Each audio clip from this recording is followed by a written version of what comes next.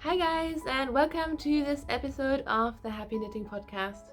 My name is Julia and I'm coming to you from Hertfordshire, which is just north of London in the UK. Today is Saturday, it's the 21st of November 2020, and I'm just so happy that you're joining me today. If you're watching for the very first time, then a huge welcome to you. I hope that you'll enjoy this podcast, which is all about knitting, crafting, and just yarn related things in general. And if you are coming back, thank you so much for sticking with me and my rocky schedule at the moment. I know some of you have been watching for years, which is crazy, so thank you so much. I actually tried to record this intro quite a couple of times, but I could never get it right, and you know why? Because I thought I could record this podcast episode without coffee, which is crazy. But here we are with coffee in a Christmassy mug that I got as a present last year from my lovely friend Marion. So yeah, here we are. I didn't plan to podcast today, but then things happened and now I'm kind of racing the time. As you can probably tell, I'm also recording from a different place. I am recording from my so-called craft room in the front of the house, which is great because you can see my yarn shelf behind me, even though it is not very organized right now. It also means though that the street and everything is right out there and maybe you can hear traffic, so I'm sorry if you can. Anyways, there's so much stuff to talk about. So I have some finished objects, I have some work in progress, I have something really exciting. But first I will start off with a giveaway, which I usually don't do, but I forgot this giveaway last week, so I'm not going to forget it again. So let me just mention that my lovely friend Mina of the Knitting Expat fame, I'm sure you have heard of her. She's done a podcast for years and years and years. She's actually one of the first ones I've ever watched and definitely influenced my decision to podcast. And as you might also know, she's been teaching and designing and doing all kinds of really cool things. So recently she actually released a pattern book, an ebook and a physical book on cowls, and they're all about her Iranian heritage and Persian rugs and Oriental rugs, and it is just so interesting what she's doing. She sent me a copy and I pretty much read the book in one go as far as you can. Because it's just what she does is essentially a bunch of colorwork cowls, but you can knit them with any gauge, and she gives you all the maths, and it's just really interesting. So first up, Mina, thank you so much for giving me a copy, and she's also giving you guys a copy. So again, I forgot to announce this last week, but we will do the giveaway this week. So we will do it on YouTube actually. It's my first time doing a YouTube giveaway, so that should be interesting. So if you do want to partake, all you need to do is comment with both your Ravelry username, unless you're not using Ravelry, in which case just give me another way of contacting you and we will work something out. And answer me the following question. So the prompt for this giveaway, I decided was going to be something uplifting because I don't know about you guys, but we're going into like the darker seasons, and here in the UK we are in lockdown. A lot of Europe is actually struggling with COVID at the moment, as is the US. So tell us something positive, tell us something small, something big, just something that made you happy, something that you're doing, something that you think might help others in this time. Just tell us something positive, and again, your Ravelry name or another way of contacting you. And then I will do a random number generator, probably by, when should I do it? I will do it next weekend, so it's going to be a pretty quick thing. So if you're watching this podcast a lot later, then I'm really sorry, you probably won't be entered, but if you comment before, let's do Sunday, the 29th of November, I will include you in the draw and the winner will get the ebook. So thank you so much for joining in, and of course, thank you, Mina. All right, so that is the giveaway out of the way, and I have another exciting thing to talk to you about, which is I wrote a pattern.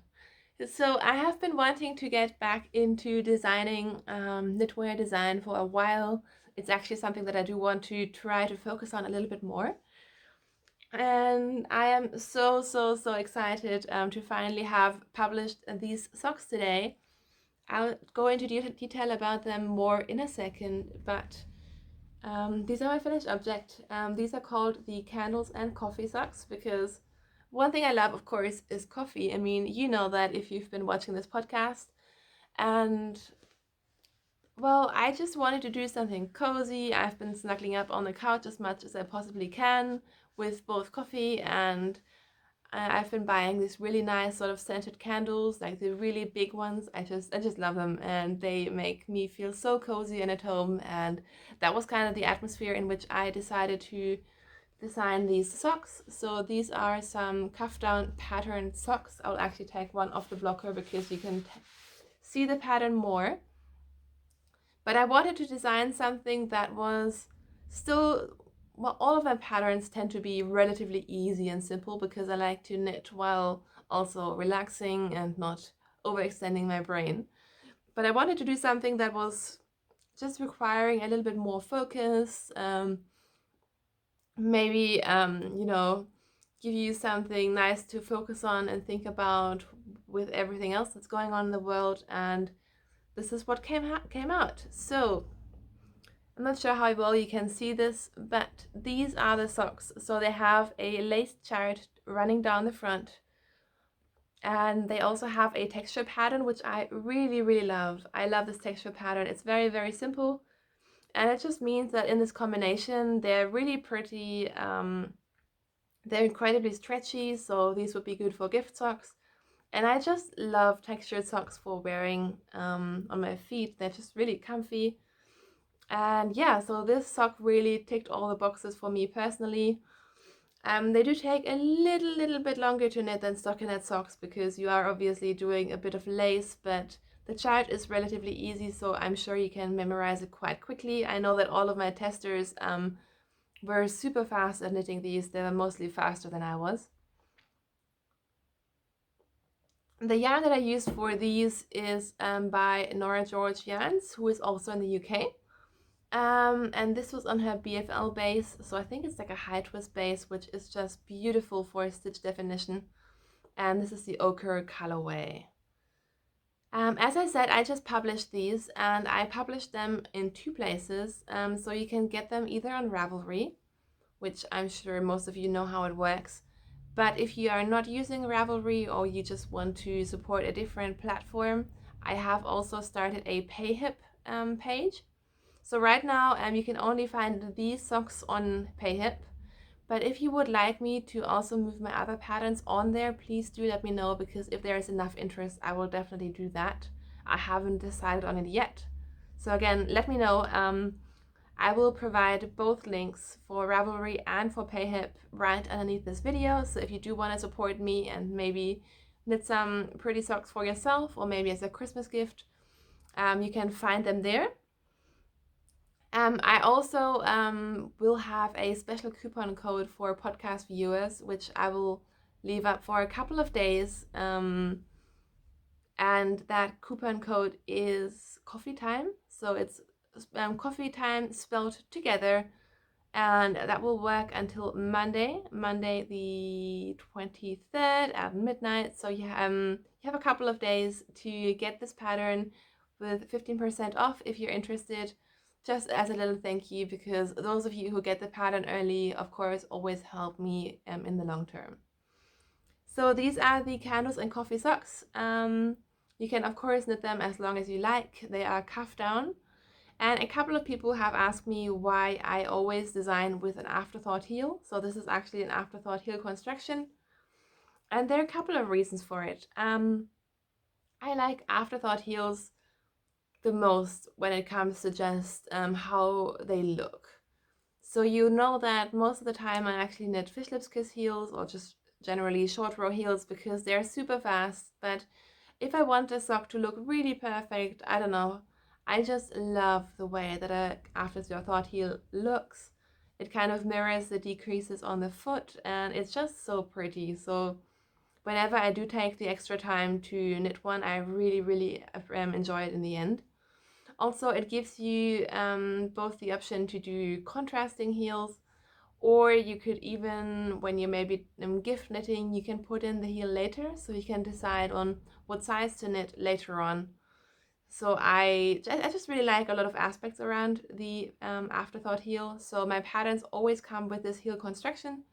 But of course, if you want to knit a different heel as well as a different cuff, a different toe, you can do whatever you like. I always try to write my patterns in a way that it gives you the instruction to knit how I knit them, but you can always change a ton of things, and I try to even give you some pointers as to how you could change those things. So yeah, I am so happy to have these done. I've been working on them in secret for a while, and they're just so cozy. I love the color as well. So yeah, those are the candles and coffee socks.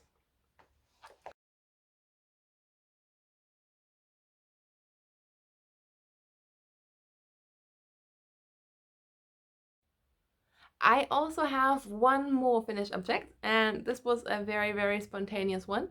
I'm looking out of the window because I can feel that people are looking in, which makes me really, really uncomfortable. Sorry about that. So you may know that we moved about 5 weeks ago, 5.5 weeks ago, and my husband Kai, he lost a lot of things in the move. Well, he hasn't really lost them, but like my spinning wheel, my e-spinner is still in Germany where it shouldn't be. And there are just random things that I discover now and then that have been left all over the place and are not where they're supposed to be. So one of the things that my husband Kai is sorely lacking now is knitwear, because he has all of his socks and all of that, but he seems to have left his hats somewhere. I don't know what has happened, but I mean, I'm a knitter and he needed a hat, and you know how it goes. So I just knitted him a plain vanilla stockinette hat, because that is the kind of hat that my husband likes. The ends are woven in but still attached, so sorry about that. Essentially what I did is I just took some leftover yarn. You may remember I knit my sister a pavement sweater out of this over the summer. This is just some merino sport yarn from a German company called Hansa Farm. So what I did is I didn't follow a pattern, but I did a double brim. So I think I cast on something like 108 stitches. I did a 1 by 1 rib and then 1 round of pearl ridges, because that just makes it easier to then flip the hem and knit the rest of the hat in stockinette. So it has a really cozy double brim, and then the rest of the hat is just knitted with 1 layer of stockinette. And I was actually inspired by Selma, Selma Knits podcast. She just knit a hat, I think for her son. It was a really similar sort of easy, mindless hat. And she did these sort of 4 decreases at the top. So I decided to do the same. Sorry, Selma. And yeah, the hat is done. I should probably block it, but most likely I will just give it to Kai to wear, and he will just block it with his hat, with his head. So yeah, that is my other finished object for this week. Next up, I have 2 works in progress to show you. Only 2, because some things I haven't worked on, and again, I am working on more secret things. So stay tuned, I guess. But what I can show you, so last week I showed you my Magnolia chunky cardigan that I'm knitting out of this yarn. This is a yarn by Jamieson and Smith. This is their chunky Shetland yarn, so it is exactly that. It is a chunky yarn. It is out of Shetland fiber, which is amazing. It's a 2-ply and it's amazingly soft. I'm not sure why it is so soft, but I love it. I got this in a sale a while ago, and then it was kind of sitting in my stash for a long time because it's not really the color that I would usually go for, and I also don't pretty much ever knit with chunky yarns. But I've decided to knit this up because it's really fun, it goes pretty quickly, and it is getting quite cold here, so why not? So last time I was still working on the plain stockinette yoke of the cardigan. As I said, this is the Magnolia Chunky Cardigan, which is a design by Camilla Ward. And here we are. So I have split for the sleeves, and then you basically immediately go into the lace section. And this is really hard to show you. So you can see where I've separated for the sleeves. And this is the lace section. So it's got lace, it's got bubbles, it's got everything. And this was so fun to knit. You may remember I wasn't even sure if I was going to do the lace, but this was seriously such an enjoyable knit. This is my first time doing bubbles, which was interesting.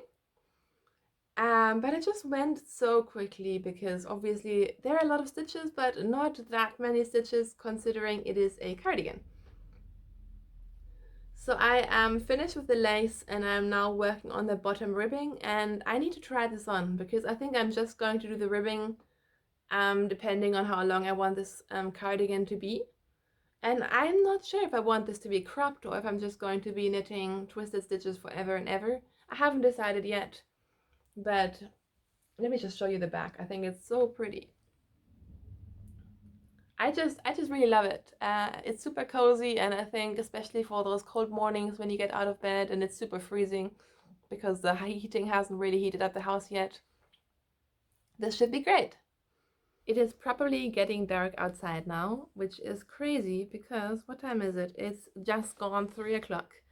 But I will try to hurry up. So the last thing that I've been working on and that I can show you this week is, of course, my pink velvet sweater by Andrea Mowry, who is Drea Renee Knits. Last week I showed this to you and I had only just done, I think, the one color with the short rows and everything. And as you can see, I am now working on the colorwork yoke, which is just, it's so beautiful. I really have loved this chart ever since this pattern came out a while ago. Andrea knits her sample with a fluffy sort of, I'm not sure if it's Surrey alpaca or mohair yarn as the contrast. So it's a completely different effect, but I am just knitting it with like a normal fair out stranded colorwork, and I love it so much. I am really enjoying this project. I'm only working on it every now and then, sort of as a treat to myself, because I can pretty much only work on it when baby is sleeping, because I am of course working with 2 yarns and charts and all of that.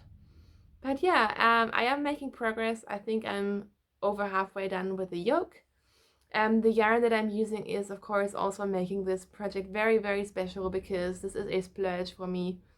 This is some Brooklyn Tweed Loft, so it's my first time knitting with Brooklyn Tweed.